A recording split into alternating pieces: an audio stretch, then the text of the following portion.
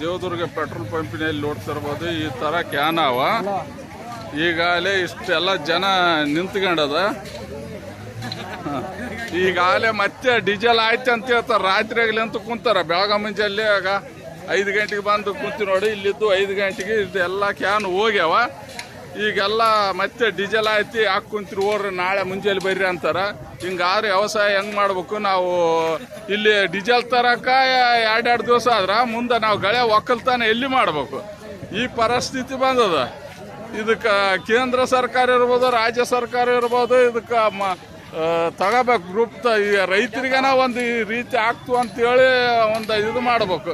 ಇಲ್ಲಕ್ಕಪ್ಪ ವ್ಯವಸಾಯ ಮಾಡಕ್ಕೆ ನಾವು ರೈತರಿಗೆ ಭಾಳ ತೊಂದರೆ ಆಗ್ತದ. ಏನಪ್ಪ ನಿಂದು ಟ್ಯಾಕ್ಟ್ರಿ ಅದ? ಮಾತಾಡು. ಯಾವ ಊರ್ಲಿಂದ ಬಂದಿ? ಪಾಣ್ಚಪ್ಪಳಿಂದ. ಮತ್ತೆ ಎಷ್ಟೊತ್ತಾಯ್ತು ನೀವು ಬಂದು? 3-4 ತಾಸು ಆಯ್ತು. 6 ಗಂಟೆಗೆ ಬಂದು 6 ಗಂಟೆಗೆ ಬಂದಿದೆ. ಹಿಂಗಾಗಿ ನಮ್ಮ ರೈತರಿಗೇನ ಬಂದವ್ರಿಗೆ ಒಂದು 45 ಲೀಟ್ರ್ ಕೊಟ್ಟರೆ, ದಿನ 40 ಲೀಟ್ರ್ ಕೊಟ್ಟರೆ ನಮ್ಗೆ ವ್ಯವಸಾಯ ಮಾಡಕ್ಕೆ ಆಗ್ತದ. ಇಲ್ಲಕ್ಕಪ್ಪ ಅಂದ್ರೆ ಆಗೋದಿಲ್ಲ.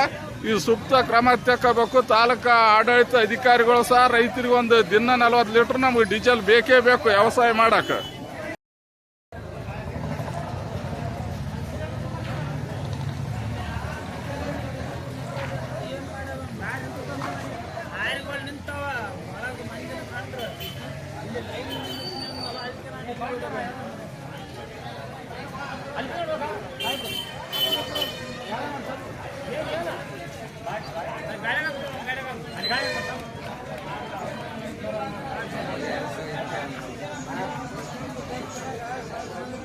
ಏನು ಮಾಡಬೇಕು? ಇದೆಲ್ಲ ಖಾಲಿ.